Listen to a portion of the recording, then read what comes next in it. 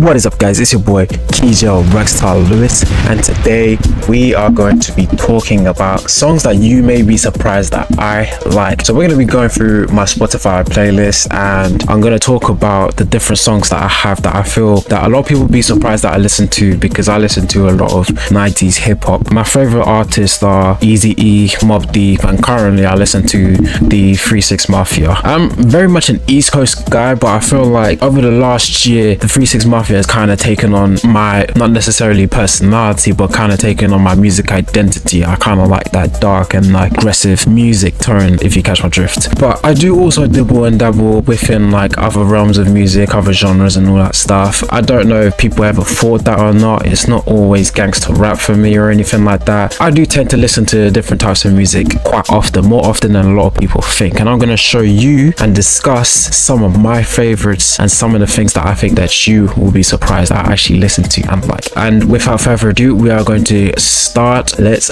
go. First song that came up was David Bedingfield, If You're Not the One. If you don't know this song, which is a UK classic, something that I've heard since I was young, you are missing out. I literally have a video of me singing it during a freaking game because that's how good it is. If I'm not made for you, then why couldn't I tell you that I am? It's the only way that Literally, you're singing from the heart. This is a UK classic. Some people might know David Bedingfield from his other song, Gotta Get Through This. If you don't know David Bedingfield, Gotta Get Through This, then you're probably just young, uncultured, or just young. But anyways, with this song, I feel like this is a karaoke song. I will sing my heart out with the lads, or even by myself if I have to, because of how good that song is. As I said, I have a video of me singing this song. What I like about it is like the slow pace, but like obviously I like the British accent because I'm British myself. I like the tone, I like the feel. It's everything. I'm usually not a karaoke guy, but that makes me want to sing it. It's just a feel good song. It's quite sad, but at the same time it's a feel good song. You could play this when you're happy.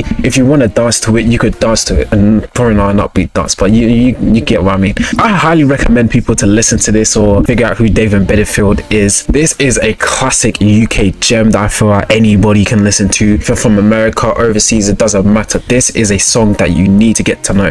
This is UK history right here with David Bedingfield. I also have to mention that I heard this song probably about when I was around 6 years old, or maybe even younger. How I even remember that, I don't know, but I've seen it on TV a couple times growing up, and that's just something I always kept coming back to over the years, especially when I tried to look for more UK music and stuff, whether it's rap or just other genres. Anything that I've heard from when I was younger, this is one song that usually comes up. The next song we are going to do is Bobby Brown, Getaway. With this song, I saw it during a clip of Bobby Brown versus, I think it was Keith Sweat, and he's in a red coat, he's got a white shirt on, and then he starts dancing to the intro of the song, and I thought that was amazing. The track's already funky, and then obviously he can dance, and he was quite popular in the 80s and the 90s and stuff. Just watching that clip alone of him being older and everything that he's been through, like the drug habits and all that stuff, it's kind of irrelevant, but at the same time I feel seeing him in that clip made me want to dance just like him. I wanted to be like him in that moment. I wanted to have the same steps that he does, because he was the man back in the day from what I know. I do like the funk of the track. I remember the first time I heard it, I didn't really like it other than the intro, but it grew on me over time, and I started to realize how funky the track is, and that's what I really like when it comes to like the 70s 80s music, is just how funky it is and how upbeat it is. It just serves for something that you could play at a party if you want to. I don't know if it's really a karaoke song. I wouldn't really go around singing that, but it's more so something to dance to. I want to learn that dance from the clip. I hate the fact that I cannot dance, and this song is one reason why I hate it. The next song is 21 Savage, No Heart. Anybody who's known me for a good decade or so would know that I don't really like,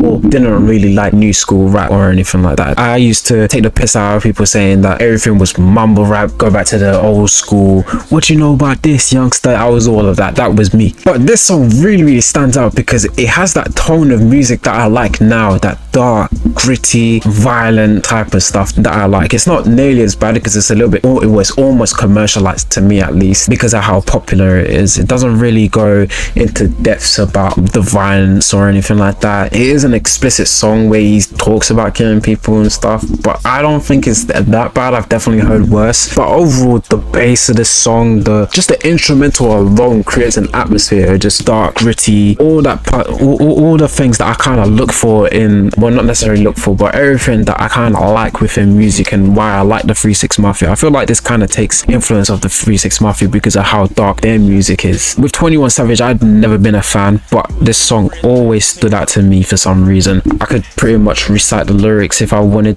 Well, I can't recite the lyrics, but I could recite the chorus because of how good it is. The verse is memorable and everything. But for the time of when the song came out, I really wasn't with any of the rappers. But over the years, I have to give my flowers to 21 Savage because of this song. This one song. I do love it like his other song, Red Rum, but other than that, I've never really listened to 21 Savage like that. If he has more songs like this that sound exactly like this, I'm very well down. So if you do have any like suggestions you want me to listen to for 21 Savage, drop them in the comments or something. One fact that you might come across this video is that I've taken a lot of music from my family. This one specifically comes from my uncles that listen to this song quite frequently growing up.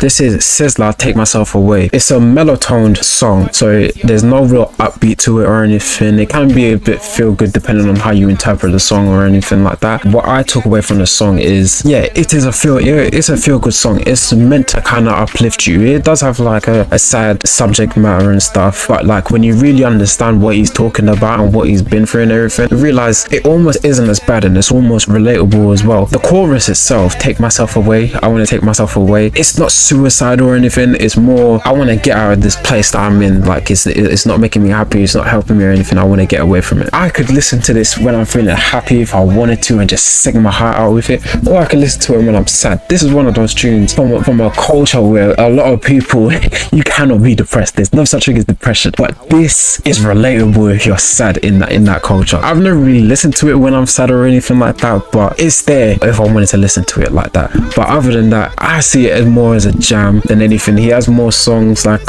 Solid as a Rock. Solid as a Rock is another one that comes to mind if you want to listen to a bit more Sizzla. As I said, it came from like my uncles and everything. I'd hear them playing this song in their houses or their cars, or even at parties, gatherings, whatever you want to call it. This song was literally a staple within my family heritage. This song, I kind of don't want it to surprise you, but it may do. This is Eddie Murphy's Party All the Time. Unless you're young, dumb, or just uncultured, Eddie Murphy is a music artist as well. He's not just a movie actor, he is an artist, and this song is one of those songs that you need to know if you want to know music. Party All the Time is also in GTA 5, so it depends if you change music stations and stuff. If you don't, then you probably never heard it. But this is one song, if you look at any of my GTA streams and this comes on, I'm always singing it. The same like Billy Ocean Nights, which is another surprise.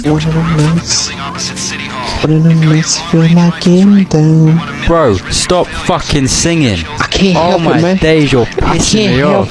Those two songs are songs that I always sing during GTA. I rarely go to the hip-hop section in GTA. I always go to the soul, the R&B, and just listen to something else. So I'm probably gonna drive by you and this song is playing at the same time, me freaking singing my heart out at the same time. What's up? Ging against that Jackson shit. It's not there.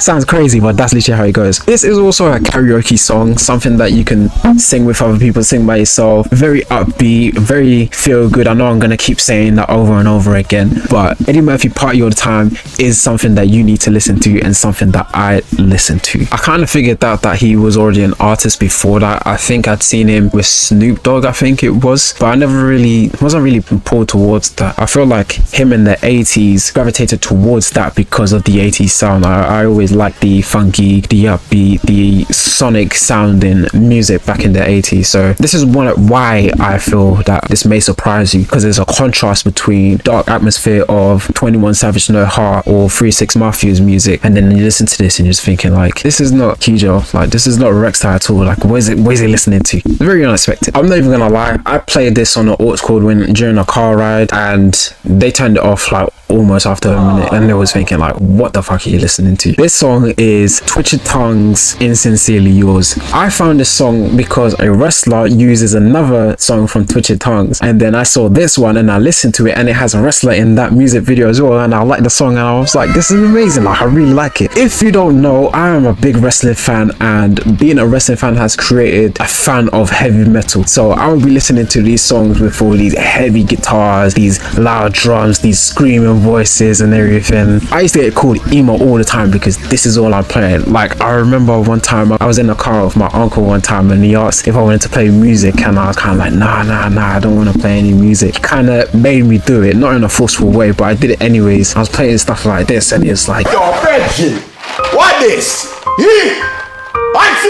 See, this is like some white boy stuff. Like, you not got no hip hop, no rap or anything like that. And I was at a young age where I didn't find my music identity yet, so it's different until I was probably about 17, 18, and I played some hip hop for him, and it's just wilding out in the car because of how good the song was. The song that he was listening to was Nori Superfug. It was Nori Superfug that he was just wilding out to, that he really liked. I don't know if he'd heard it before, but classic 90s song. If anybody's never heard it, go check that one out too. But with Twitched Tongues, as I said, I really like the grunginess of heavy metal. I like how dark toned it is. I love the grittiness of guitar. I really love guitars in music and stuff, especially when they're quite fast paced and they have quite deep pitched and stuff. This song in particular makes me feel like I could have it for wrestling entrance music, because if I was a wrestler, I most likely will not have a hip hop theme song. It most likely be a heavy metal song. But what stands out with this one in particular is that for me, I was able to understand everything that he was saying, so I could recite the lyrics and everything. My friends couldn't at the time, but I could recite the lyrics, I could do the chorus, possibly play this on bass guitar. If you didn't know, that's another fun fact for you to learn about me, that I used to play bass guitar. Yeah, I feel like it's an easy listen for me, at least, because I like rock music, I like heavy metal. I'm a wrestling fan where they at least used to play heavy metal music quite often, so I kind of gravitated towards artists like Twitched Tongues and all that stuff. Crowbar as well, I have to give a shout out to Crowbar. I really like their music and their album Sonic in its purest form, so if you want to go check that out too, that's quite surprising. Yeah, I just really love the gritty tone of heavy metal music. I know I keep repeating myself, but no one's really gonna understand that unless you're like me and like the darker tone music. As I said, it's another contrast from the hip hop gangster rap. I don't necessarily see it too much as a contrast from gangster rap, except from just from a culture standpoint, where why would a black man be listening to heavy metal instead of hip hop? You may be confused standing next to me somewhere and then hearing freaking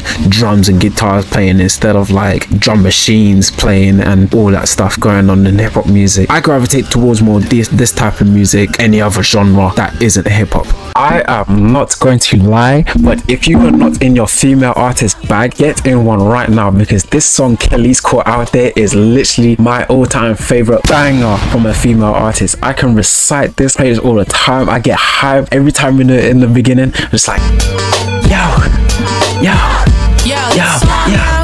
every single time without fail. That song gets me hyped, and I know the subject matter, I know all the lyrics, even though as a man I probably should be singing those lyrics, but I don't even care because the song is hard, and I'm not playing about if someone says that this song is trash. I've heard the same beat from Brent Fias, however you pronounce his name, on Best Time, which is also good. This song is just a banger. Elise is also a good artist. She does have other songs like Milkshake, Millionaire, what's the other one called? I think it's called Tricking or something like that. I don't remember what it's called, because this is literally the song that I always come back to. If this song doesn't make you want to get into your female artist bag, do that ASAP. Please, I advise you, do that ASAP, because this is an all-time banger for me. It's always going to be there. It's always been there. I've known it since I was young. I'm now 27 years old, still listening to this song. If I went clubbing, I'll wild out to this song in front of everybody. It doesn't matter. This song is a straight bang. Okay, with this one, it may or may not be a surprise to you. Drake, Teenage Fever. Anybody who knows me knows that I've never really been a big fan of Drake, never really liked his popular music or anything like that. This is considered popular of his, but maybe on the lowest scale compared to his other songs. But Teenage Fever, for me, I feel that like many other Drake songs, this will get you in your feelings. Marvin Room, I remember when I broke up with my ex in school and turning off the lights, turning off my TV, crossing the curtains and laying in my bed, and I was listening to Marvin's Room. But I feel like this song it's a bit more newer, it's a bit more fresh considering the time that it came out. I feel like this is almost the new Marvin's Room for me, and that's kind of why I like it. And that Teenage Fever as well, he explains how I was feeling when I went through that breakup at that time. I feel like Drake has a real good way of creating that emotion of heartbreak I used to feel, or many other people that I used to feel as well. That's why I don't really gravitate to like Hotline Bling or what other songs that does he have. I don't really listen to them. I usually listen to like his heartbreak songs. Not because I'm heartbroken, but Drake is he's just a great artist, and I have to put him out there. He's a great artist, even though I don't really listen to his album. His song Forever, you'll know I freaking love that song as well. But understand nothing was done for me, so I don't plan on stopping it. Drake has some bangers, and I had to give him my flowers over the last couple of years. I just kept denying it, but now I can't be in denial anymore. I'm sorry, Drake is just a great artist. I genuinely feel like he has to be in that conversation of being a great artist. Not a lot of people are gonna say that he has ghostwriters and everything, this, that, blah, blah, blah, but it doesn't even matter, because at the end of sometimes it's just execution. One of my favorite rappers is Eazy-E, and people love his voice and his execution of how he made the song. If you go and play Boys in the Hoods, a lot of people will probably say that that's one of their favorite songs. So why can you not apply the same thing to Drake? And hip-hop is a more competitive sport compared to R&B. I know Drake raps sometimes, but he's not really a rapper. He's an R&B singer, if anybody says anything. If you do disagree with me and you want to say something about Drake, put it in the comments, but at the same time, I'm just gonna keep calling Drake king. I'm not gonna lie. This next song I think will very, very surprise you as to how highly I rate this song. If you don't know Filthy Frank, this is Filthy Frank, if you can believe it or not. I couldn't believe it myself the first time I heard this song. I've never really heard any of his other music, but I feel like this one really stands out to me. I don't remember how I figured out this song, but from there I just knew that I was in love with it. Anytime I feel like I'm heartbroken or just want to listen to it, I can listen to it with no problem. This song is unskippable to me. I could put this on my turntables and turn the pitch up, feel a little bit upbeat about it. This song is literally the epitome of my heartbreak era. If I have if I did a playlist of all my heartbreak songs, this is gonna get played first, and it'll probably get played last as well. It just has to be rewind. If you've never checked the song out, please do. I only know this one song from him just because I've never really checked out any of his other songs. Georgie, it's just amazing to me, man. Every single time it plays, it just reminds me of everything that I'd already been through in terms of relationships and stuff. And even if you're not thinking about relationships, it's just a good song. I would low-key like to see this get performed live. There probably is a video out there, but I feel like I have to live that for myself. And I don't know, maybe I've missed that chance. Because the song is quite old. I think I found it in like the late 2010s, maybe like 2018. I don't remember the time it came out, but I remember the time that I first listened to it. I just don't remember how I discovered it. But this is a gem if you want to go listen to it. I don't want people to come on here and expect a full analysis on these songs or anything like that, history. These are just songs that I like to listen to, and don't just enjoy for the sake of enjoying it or just like it because other people like it. Songs that I actually feel, songs that I enjoy listening to whenever they come on and everything. Obviously I listen to many different genres and stuff, many different artists, so sometimes I forget a lot of my own hip-hop gems and stuff. Yeah, I don't want people to come in here and think that I'm gonna fully analyze everything or know everything about the artist or the song or anything like that. This is just my perspective and my roots, my history with these songs. This next song is John Lennon, How Do You Sleep? John Lennon from the Beatles, if that surprises you. You're probably thinking, how did I come across this song? And my answer is, I don't know. I don't remember how I came across this song at all. I don't remember the first time I listened to it, but I do remember how I've been feeling every time I've listened to it. I think the overall tone of the song kind of gets me,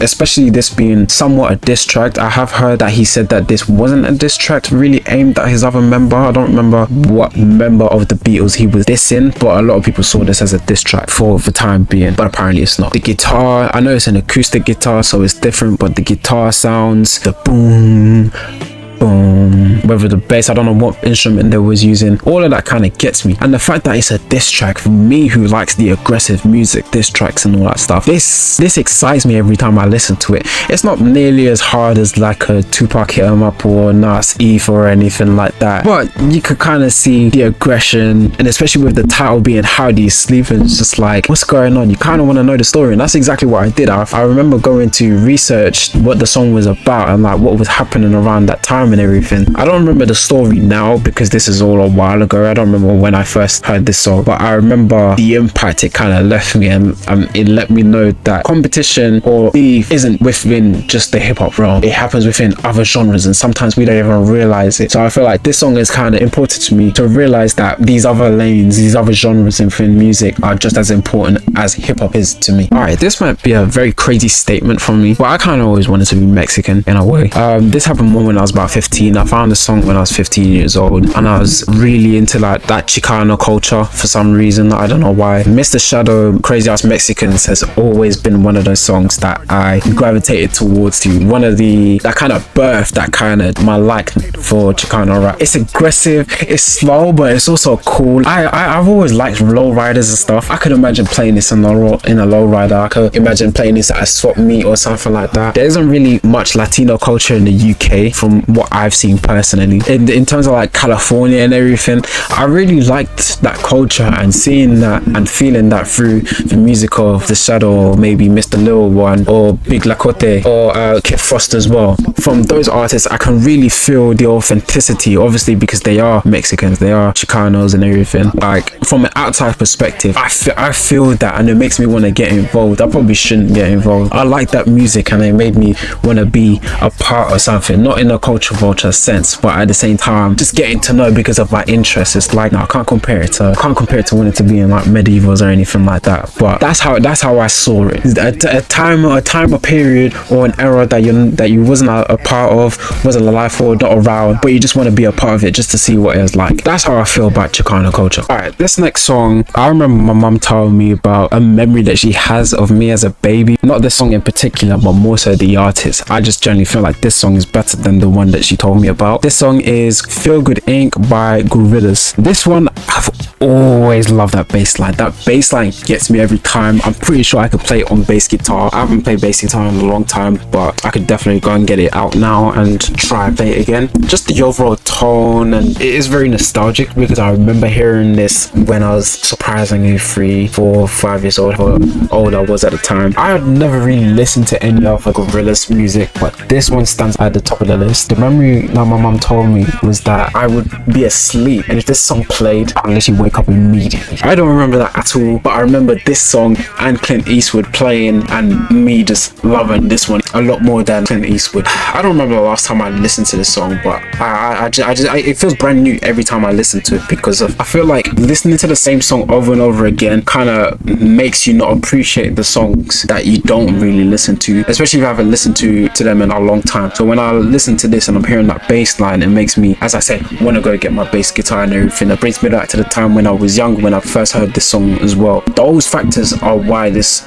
song in particular are quite important to me. And this one, we're bringing it back to UK culture. This one is going to surprise you if you don't know, or if you just suddenly been reminded who these people are. Sugar Babes, Freak Like Me. The original sample of this song is Adina Howard, Freak Like Me, but I feel like this rendition, or whatever you want to call it, just serves its purpose. I really like the UK feel of it, and plus we got classic artists like the Sugar Babes singing the song as well. As a man, it kind of just gets me hyped. I know it's not male type of music or anything like that, but this is the type of music where you just appreciate female artistry. There is other Sugar Babes songs as well, but I feel like this one stands out a little bit more. I remember going to All Places Wrestling and I was listening to this, and I was like, damn, this is genuinely a good song. I think I kept repeating it over and over and over again. Just even as a UK staple, this song will probably come up if you try and look for like top UK music within the early 2000s and stuff. I don't know how much it gets played now.